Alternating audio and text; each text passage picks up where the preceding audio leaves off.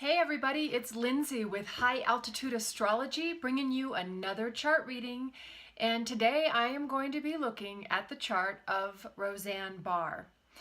And if you have been living in a cave, then you won't know what's been happening. But essentially, ABC canceled her sitcom that was doing amazingly well because of a specific tweet that she made on Twitter about a woman who used to be, I believe it was an aide to Obama. She was connected with Obama, and basically it was construed as being racist.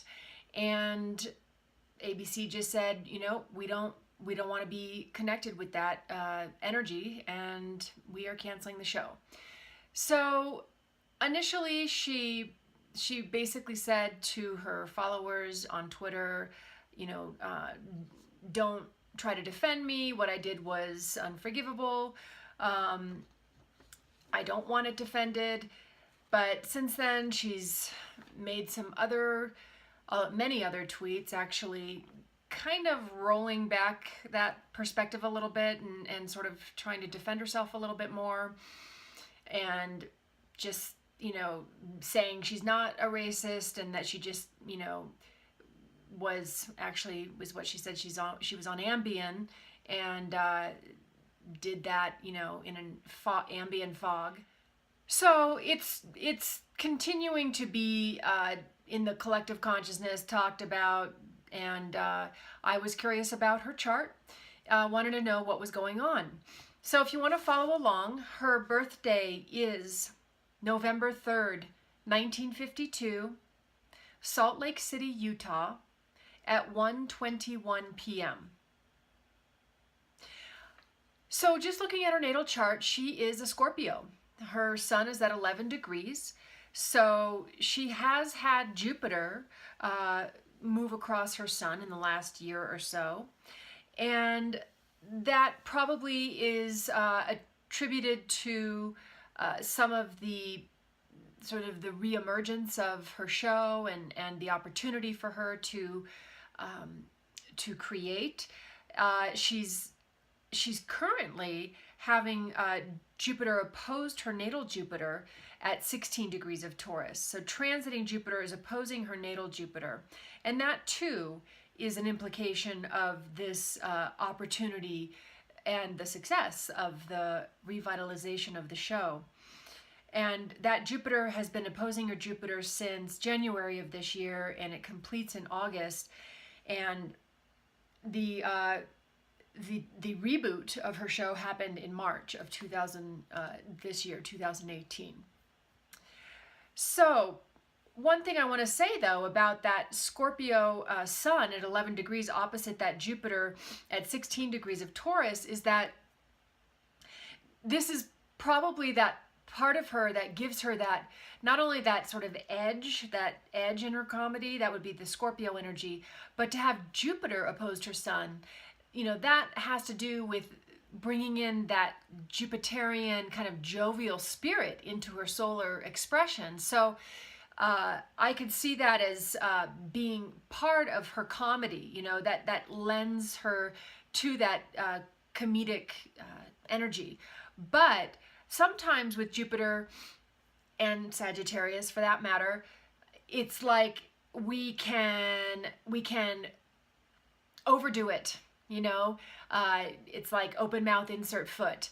And so perhaps with Jupiter transiting, opposing her Jupiter, it's setting off that sun opposite Jupiter in her natal chart, and maybe causing her to, you know, take things a little bit too far. Now, the other thing is that she's got this intense T-square in her natal chart.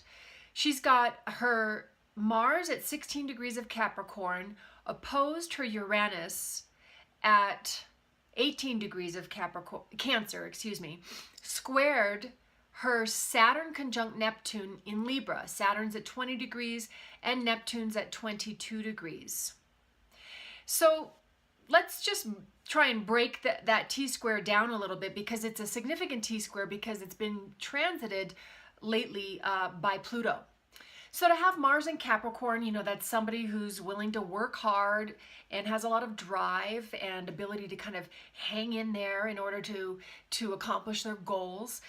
But opposite Uranus, Mars opposite Uranus, Uranus has to do with, you know, the unexpected and being shocking, and it's Uranus in Cancer, so that has a lot to do with the emotions and the feelings driving that energy of the unexpected and the shocking. And to have Mars opposite Uranus, it just means you're kind of a live wire, like you are at times unpredictable.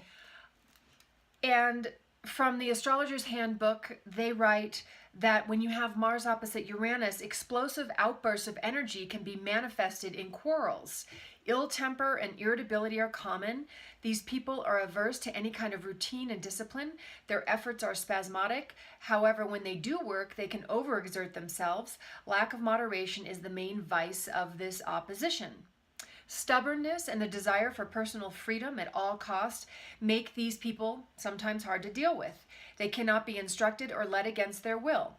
Lessons have to be learned through hard experience. There can be sudden, drastic change in their lives.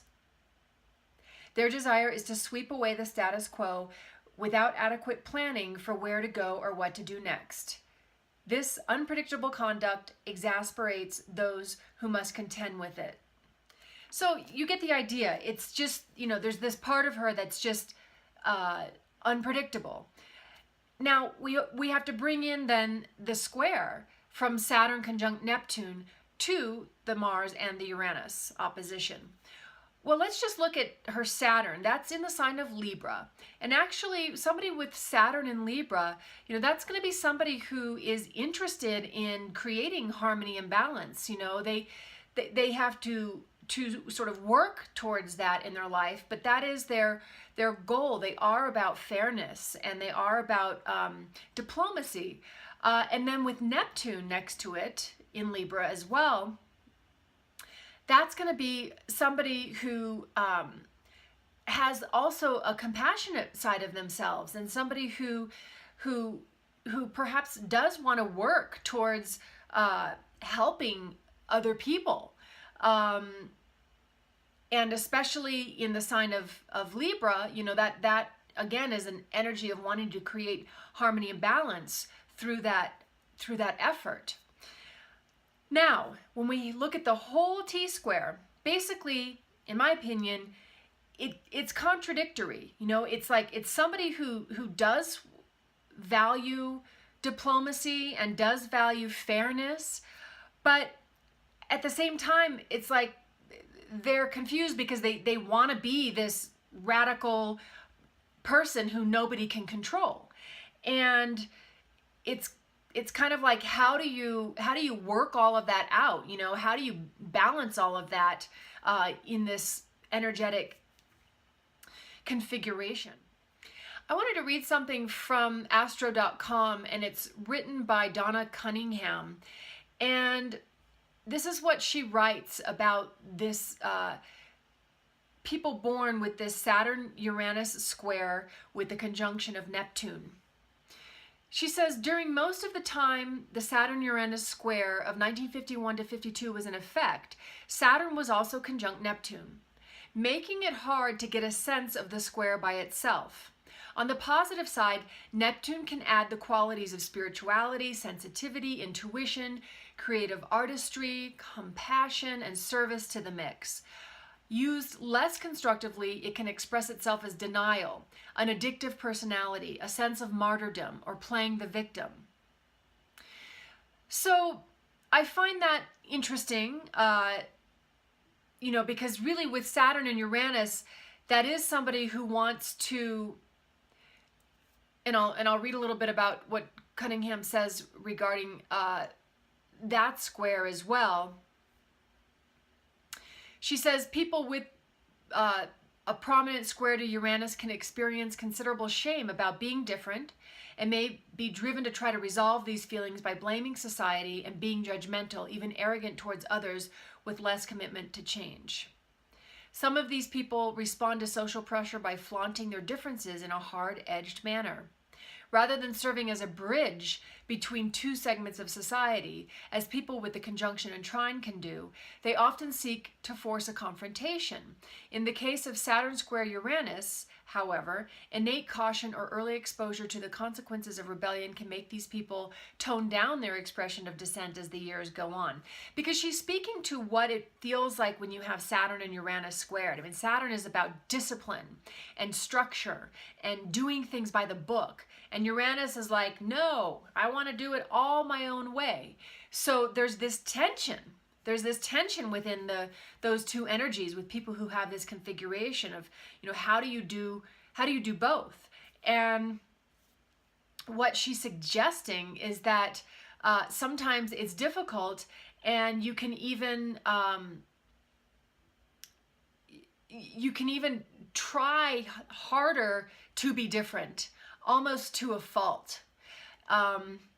So this is the energy of the T-square. And what's happening right now is that transiting Pluto, moving through Capricorn, is squaring that Saturn at 20 degrees of Libra. And basically, if you think of Saturn and Pluto energies, you're dealing, for one thing, Saturn deals with work, our work, but Pluto deals with destruction, death, and regeneration. So obviously, this is a reflection of that Plutonian energy at work right now. And, I would say, in my opinion, it's kind of asking her to really reflect on this part of herself, this Saturn in Libra part of herself, conjunct Neptune, and perhaps inviting the energy of balance and harmony, back into her sphere. Like maybe Pluto's saying, it's time to let go and regenerate around, the energy of how you express or work towards creating harmony and balance in the world. And I wanted to read something from Planets in Transit, Robert Hand, about going through the Pluto squared Saturn experience. And he says it will, this transit will have, during this transit, you will have to withstand severe challenges to your way of life as it's set up now. As we grow up, we structure our lives to a certain degree, and we come to depend upon this structure for predictability and order. Sometimes, however, the structure is repressive rather than expressive of our true selves. But if it is safe, we tend to keep it regardless of whether we're happy in it. Nevertheless, at some point in our lives, the internal energies of this arrangement of our world must evolve or be totally destroyed. Now is such a time in your life. You must adapt to the forces at work during this period for your own sake. You may feel like a victim of some massive external force beyond your control that is forcing you to move, but actually the dynamics for change are inherent in your own life structure. And I also want to say that one of the things that I referred to in the beginning of this reading is that she was saying in defense of her tweet that she was on Ambien and that I believe that she had been drinking. Now, to have Saturn conjunct Neptune, and I believe she's had problems in the past with issues around drugs and alcohol. I know that's what I think. But in any event, even if this is the only time she's had that issue, perhaps with Saturn and Neptune, she's being asked to transform that part of herself, because Neptune is that part of herself that wants to, transcend, and sometimes it's done through the use of drugs and alcohol. I mean, with Saturn there, you would think, well, there would be some sort of control, there would be some sort of discipline around it, but if there's just been indulgence in it for the purpose of pleasure, which is Venus ruling Libra, perhaps this is, that part of her that is needing to go through transformation at this time. Oh, I also wanted to say that her Saturn, that's being squared by Pluto, Saturn rules her 12th house of self-destruction, of, self-dissolution. So that's an interesting correlation there as well. she's having transiting Neptune squaring her Venus. So Neptune's moving through Pisces, and her Venus is at 15 degrees of Sagittarius. And this started in April of this year, and it ends in December of 2019. And that's another pattern of dealing with any substance abuse issues, because again, Venus is the principle of pleasure, and Neptune has to do with wanting to transcend, but it can be done very quickly through drugs and alcohol. So that transit can bring up issues that we might have with abusing substances. It also can, be a very interesting time to, reconnect with your creativity and to become more just sensitive towards the world. That's what Neptune has to deal with. It's our sort of collective compassion. Although in the square configuration, it can just leave us feeling a little bit vulnerable at times, and also needing to kind of protect ourselves from too much indulgence, but also protect ourselves from feeling like we're in some ways being taken advantage of. And let me read from Robert Hand about transiting Neptune squaring one's Venus. He talks a lot about it bringing in relationships where we might underestimate or overestimate the person. We might value the person a lot and we're not seeing extremely clearly. The Neptune squared Venus also suggests that there might be relationship issues that need to be looked at, because Neptune can create this fog, and we can tend to put a partner on a pedestal, and it might be a time when we're being asked to see a little bit more clearly what's really going on in our relationships. A couple of other things to mention. She does have an Aquarius rising at 7 degrees, and she has a moon in Gemini at 5 degrees. And right now, transiting Jupiter, as I mentioned before, is not only opposing her natal Jupiter, but it's trining her Uranus. And that's setting off that T-square with the opposition to the Mars and the square to the Saturn-Neptune. So, Jupiter, you think of luck, you think of growth, new perspective, and trining Uranus, that would be like insight around new perspective and perhaps, new perspective that relates to humanity and the group. But again, as it's setting off that T-square in her chart, it brings up some of the other stuff that needs to be looked at as well. But ultimately, because it's Jupiter trining the Uranus, this experience could offer some kind of insight for her, some kind of new perspective. And that Jupiter trining your Uranus is started in January of this year, and it ends in September of 2018, this year. Also, transiting Jupiter has been squaring her Pluto. And that started in February of this year, and it ends in November, and it ends in October of this year. And that is an indication of working really hard. Pluto can bring drive, and Jupiter bringing, new perspective and growth and luck and, really optimistic attitude. So that's been a part of the sort of the reboot and the energy she's had to, work at her show. Another point I want to make about transiting Pluto squaring her natal Jupiter is that Jupiter deals with our beliefs. And when Pluto is squaring it, it has to do with some sort of transformation around our beliefs. And I want to read from the Future Minders, where they write, events during this time may show you that your opinions are right, but may also reveal where there are flaws in your thinking.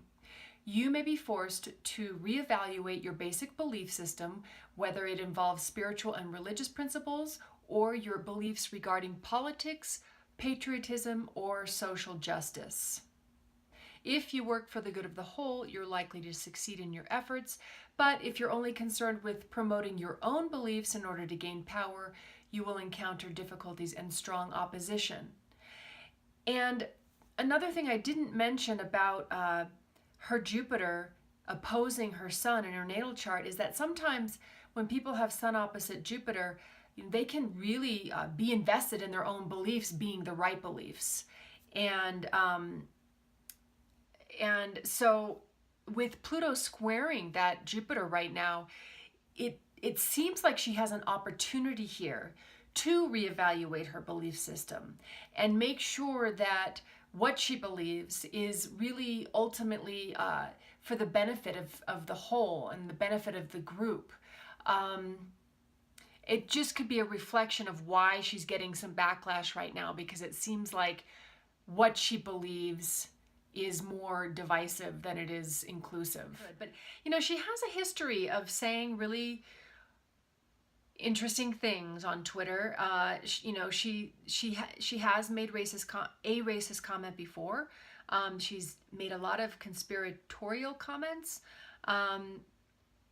You know, she's just kind of been one of those types of people who sort of stokes the fire, but she's been all over the place too. Like, she's been in some ways a liberal and defending Jewish people, and you know, she was defending the Trayvon Martin's family in that situation. But then she makes, you know, a statement like this. So she's just really kind of unpredictable. And I think with this Pluto transit, which is the major transit going on, squaring her Saturn, and it's actually opposing that Uranus too. So it's hitting it's also opposing Uranus from December of last year to October of this year. I think it's just asking her to really look more deeply at herself, and through that process, you know, transforming and perhaps growing and changing, and you know, hopefully she'll come out the other side of this with a new perspective and a new attitude, and just, you know, whatever other growth that this situation could possibly bring for her. So this has been my interpretation of Rosanne Barr's chart. Thank you for watching, and if you like my channel, please subscribe. I do offer readings. You can email me at info@highaltitudeastrology.com, and I have a website where you can also reach me or schedule appointments, and that is highaltitudeastrology.com. Thanks so much. Adios.